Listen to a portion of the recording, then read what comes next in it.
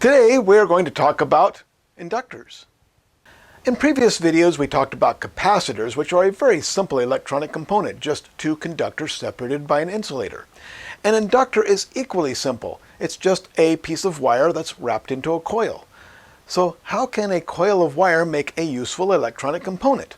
Well, let's take a look at it and see how that works. To understand that, we first have to understand the relationship between electricity and magnetism. So let's start by just having a group of electrons.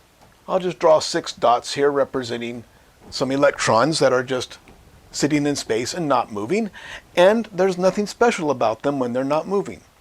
But if they start moving, let's say they start to move in that direction, doesn't matter which direction they move, but when they are moving, and only when they are moving, they will have a magnetic field around them. I'll just draw some ellipses here to represent the magnetic field that is surrounding them. And as they move in this way, the magnetic field, let's say that this pin is moving towards you, is the group of electrons. The magnetic field would be a circle around the moving electrons. And when they stop moving, that magnetic field disappears. So when electrons move, and only when they move, there is a magnetic field around those electrons. But when they stop moving, the magnetic field disappears. How can that happen? Well, it has to do with special relativity. A magnetic field and an electric field are actually the same thing, but viewed from different relativistic frames of reference. And I have another video that explains that. I have it linked up in here and down in the description below. I don't want to get into that. I got into that in the other video. But let's just look at what happens and not why. And when electrons move, they have a magnetic field around them. When they don't move, they don't have a magnetic field. Now, likewise, let's say we have these 6 electrons and they are inside a magnetic field. And that magnetic field is not moving, and the electrons are not moving. Nothing special happens. There's no interaction between them. But let's say that magnetic field moves. Let's say it moves from right to left. When that magnetic field moves, and only when it moves, the electrons will react by moving perpendicular to the direction that the magnetic field moves. So this magnetic field is moving this way.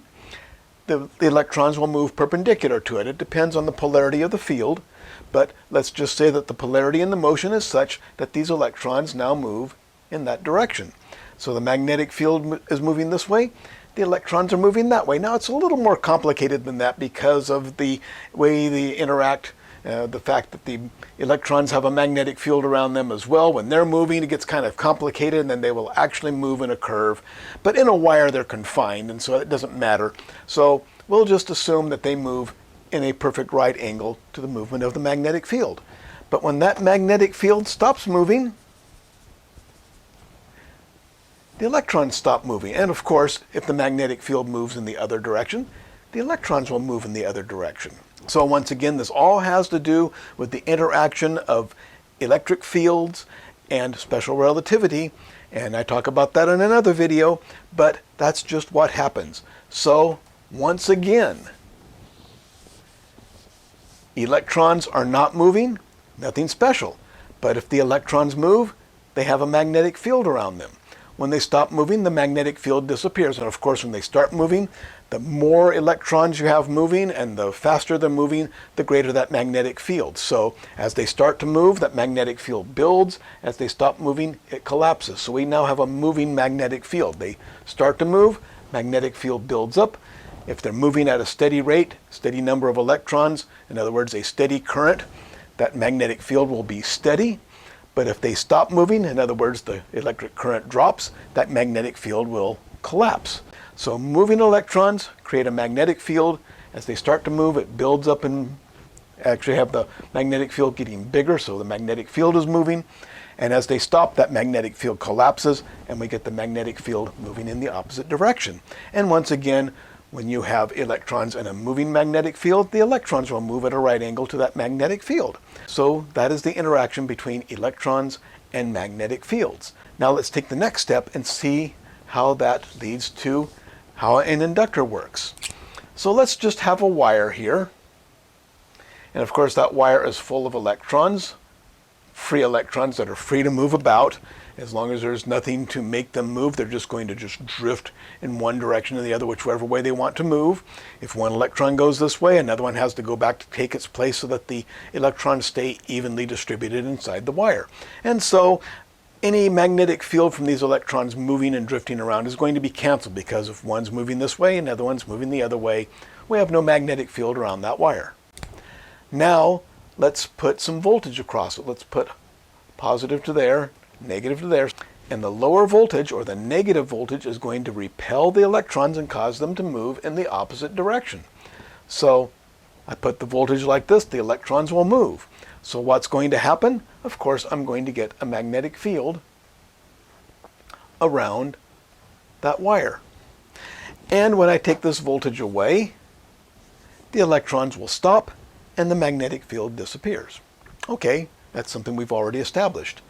Now let's do that again, but let's have two wires next to each other. Here's wire number 1. There's some electrons in the wire. Here's wire number 2.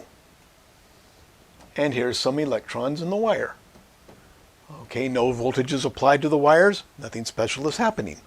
Now let's apply that voltage to this wire again. Positive to negative, the electrons are going to be repelled and move in this direction. And we're going to get that magnetic field. And as that magnetic field builds, it's going to pass across the other wire. So we have a moving magnetic field moving past the other wire as that magnetic field gets bigger. So what's that going to do? Well, the moving magnetic field is moving in that direction, so it's going to make the electrons move perpendicular to the motion of the field. So the field is going that way. The electrons are going to go one way or the other. It depends on the polarity of the magnetic field. But if these electrons are moving this way, the building magnetic field crossing the next wire is going to cause the electrons in that wire to move in the opposite direction. So we have a phenomenon here that's called mutual induction. The movement of the electrons in this wire causes the magnetic field to build, which induces a current in the other wire, mutual induction, and that current goes in the opposite direction. So we have one wire affecting another wire due to the magnetic coupling between the wires. This becomes important in alternating current in a device called a transformer, where we use that magnetic coupling to do some useful things, but we'll talk about that in the future when we get into alternating current. So this is DC. The electrons begin to move. As they begin to move, we get the magnetic field. As that magnetic field moves across the other wire, the electrons in that wire move the opposite direction. But of course, eventually this current becomes a steady current. And when we have a steady current, the magnetic field is a steady magnetic field and is no longer moving. And so once that magnetic field stabilizes and stops moving, the electrons in the other wire stop moving. So we still have the current in this wire, but we no longer have a current in this wire because the magnetic field is no longer moving. But of course, what happens if we reduce the voltage? That current is going to reduce, and that magnetic field is going to collapse and move the opposite direction. So what's going to happen? If the building magnetic field caused these electrons to go that direction, well, the collapsing magnetic field is going to make them go the opposite direction. So as that magnetic field collapses, that's going to make these electrons move the same direction as the other wire. So as the magnetic field builds, we get current in the other wire that goes this way. Once the magnetic field stops building and stays stable, the current stops in the other wire. But if we reduce that magnetic field as it collapses, it makes the electrons move the opposite direction. So that's one step closer to understanding how an inductor works. So now let's make these two adjacent wires two turns of the same coil of wire. Let's go ahead and redraw that. Try to draw this in such a way that it makes some sense. Let's just draw this wire here and this wire here again. And they are two turns of the same coil. So let's draw, I'll just do some dashed lines here. And I'll round that off on the end to show that that is the end. There's that one. Let's just round them all off. And so here's the wire, and of course we have another wire coming in that way, and this is going off in that direction. So these are the turns closest to us, and the turns furthest from us are the dashed lines. So we have the coil coming, it's coiled up in that direction, and so here comes the wire, and it's coiled, and these are the close coils, those are the far coils, and it's coiling that direction. I'm just showing two turns of the same coil of wire. I hope you can see what I'm doing here. So now if I push current into that wire, there goes the current into the wire. It's going to go that direction, go up to the next turn, and then go that direction, and up the next turn, and so on, all through the turns in the coil of wire. So I have the current going this direction, and the current going this direction, and in the back it's going, of course, spiraling around along with the wire. Now, how do these two turns of the same coil interact with each other? Well, let's start to put the current in. So what's going to happen, let's just look at this turn first. We push the current in, we get a current going through the turn of the wire. Magnetic field is going to build, and it's going to cross the other wire. But it also has a current going in it in the same direction. So what's going to happen? Well, remember that the building magnetic field is going to try to make a current that goes in the opposite direction. So current in this wire, or current in this turn, makes a magnetic field that builds up, crosses the next turn, and tries to make a current go in the opposite direction. But it's opposing the current that's in there, which is doing exactly the same thing. So this turn has current in it, has a building magnetic field that crosses the other one, and that tries to make a current that goes the opposite direction in this one. So we have these currents that are creating a magnetic field that's creating another current that goes in the opposite direction. What's going on there? Well, of course, what happens is this magnetic field builds up, tries to induce a current in here that pushes the opposite direction. So we have one current going this way, another current opposing it. So what happens? Basically nothing. So let's back away from this. Let's just draw a coil of wire out in free space. So here we have a wire, we coil it up, and we've just established that if I try to push a current into this coil, we can go ahead and use conventional current now, it doesn't really matter. Don't need to follow the electrons anymore. I try to push a current into this wire, I'm going to get all these little magnetic fields building up, crossing the other turns, which are going to create a current that tries to push the opposite direction. So what happens? I try to push current into this coil, it creates a current that pushes the opposite direction and says, oh no, you're not either.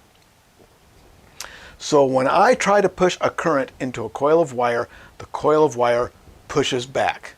This is exactly the opposite of what a capacitor does. Remember, a capacitor, when I push a current into a capacitor, the electric current comes in. If we're following the electrons, a bunch of electrons come in, they push electrons off the other side, so we see current go in, we see current come out. It looks for all the world like the current went right through it. So when we push current into a capacitor, it looks like a short circuit for a moment.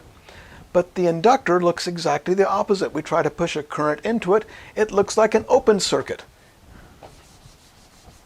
It says, oh no, you're not either. But then what happens? Let's get the capacitor out of here for a moment. So here's our coil of wire again.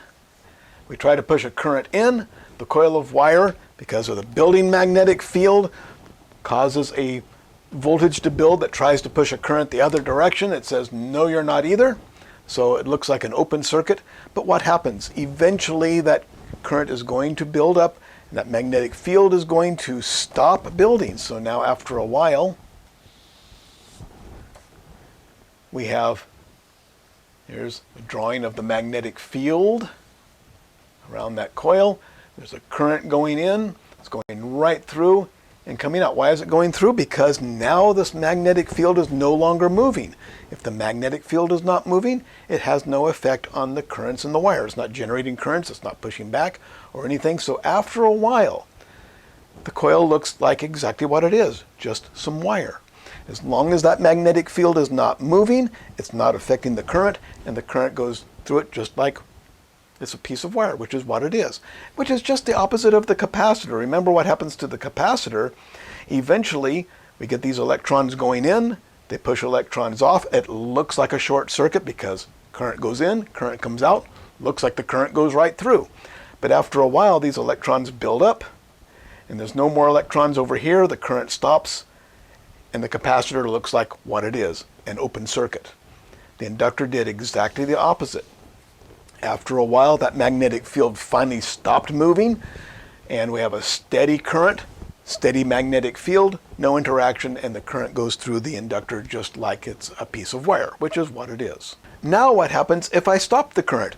Well, if I try to stop the current, that magnetic field is going to collapse. And so remember what happens when we had the two adjacent wires. When the magnetic field built up, it pushed the current one way. When the magnetic field collapsed, it pushed the current the opposite way, and exactly the same thing is going to happen here. So originally we tried to put the current in. As the magnetic field was building, the inductor pushed back. But once the magnetic field stopped moving, current goes through it like it's a piece of wire. Now we try to stop the current. That magnetic field is going to collapse. What's it going to do? It's going to induce a new current that goes in the same direction. So now I try to stop the current, and the inductor says, oh, no, no, no, no, you've got to keep on going. I'm going to keep feeding energy into you and keep that energy going. So the inductor has an action sort of like a flywheel. If you can think of like a potter's flywheel, which is made of a large circle of concrete, has a post that goes up to the little potter's wheel where he can do his pottery. And if it's not electric, they will start it with their feet, which is kind of a good way to illustrate how a flywheel works, because that big heavy flywheel at first is going to be hard to get going. It has a lot of momentum, and you're going to have to push kind of hard to get it going. But once it's going, it's easy to keep going because it has momentum and it wants to keep going. Now it's hard to stop. So it's hard to get going, but once it's going, it wants to keep going. Same kind of thing happens with an inductor. It's hard to get current to go through it, but once we get the current going through it, it wants to keep going through it. It's hard to stop. So an inductor has an action that's sort of like a flywheel. So this was discovered by Joseph Henry. Actually, Joseph Henry and Michael Faraday were doing some of the same experiments, and they credit the discovery of what this is, which is called self-induction, to Joseph Henry. So basically what he was doing, he was working with an electromagnet, which is a coil of wire. And of course what happens, let's put a battery on here, and a switch. And we close the switch, we get a current through there, magnetic field builds up, and we have a magnet. And you can pick up little bits of metal with it and open the switch, and the magnetic field disappears and the magnet drops everything. What Joseph Henry discovered, though, was that when he opened the switch, he got a little spark across there. And he speculated, well, what could have caused that? At first he thought, well, in those days they called electricity electrical fluid. They knew it was some kind of a fluid flowing through the wires. And he said, aha, this fluid has momentum. And when I open that switch, it wants to keep on going and is able to jump that and make a little spark. But he realized later that what was happening is when he opened this up, that magnetic field rapidly collapsed, and actually you get more voltage across there than, well, you can get more voltage than you put in. Let's say this is a 10-volt battery, and he closes the switch, and what we're going to get, of course, is this is a standard DC circuit, battery, inductor, 10 volts. How much voltage are we going to get across the inductor? All of it. It's just like a resistor. If we have one resistor, we get all of our voltage across that one resistor. So we have all of our voltage across the inductor. I said it's just a piece of wire. Well, of course it has some resistance. So we have 10 volts. How many ohms? Maybe 1 ohm or whatever. But we're still going to get all of that 10 volts across here, and the resistance is going to determine the current through the inductor. So if we have 1 ohm worth of wire and 10 volts, we're going to get 10 volts across there, and of course 10 amps. But when we open that switch, and that magnetic field collapses, it can collapse so quickly that it induces more current or more voltage than you originally put in. And so that could be enough voltage now is put across our switch. So where's that voltage going to go? It's going to end up across the switch, the open switch here, and Is that enough to generate a spark? Oh yeah, it depends on just how close the switch contacts are. And so you get a little spark because it's enough voltage to ionize the air and cause a spark. And so Henry realized it was the collapsing magnetic field that caused the voltage across there that generated the spark, and we call that self-induction. Now we'll talk about how inductors work in alternating current when we talk about alternating current down the road, but in direct current, how inductors are useful is their property to keep a current going at a steady rate. Remember, we try to push current in, it says no, you're not either, but once we get the current flowing, it wants to keep the current flowing at that rate. So an inductor resists changes in current. Does that sound like it could be useful? Yeah, in different ways. So an inductor resists changes in current. Does that sound like it could be useful in DC circuits? You betcha. For example, let's say we have a voltage that's kind of fluctuating over here. And we don't want those fluctuations to get over here. We just want a steady voltage. Well, what's going to happen?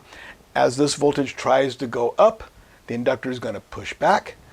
As the voltage tries to go down, the inductor is going to push forward. And that's going to mitigate these changes and reduce the amount of fluctuations on the other side. When we talk about alternating current, and especially in analog circuits, when we talk about converting AC to DC, this becomes very important.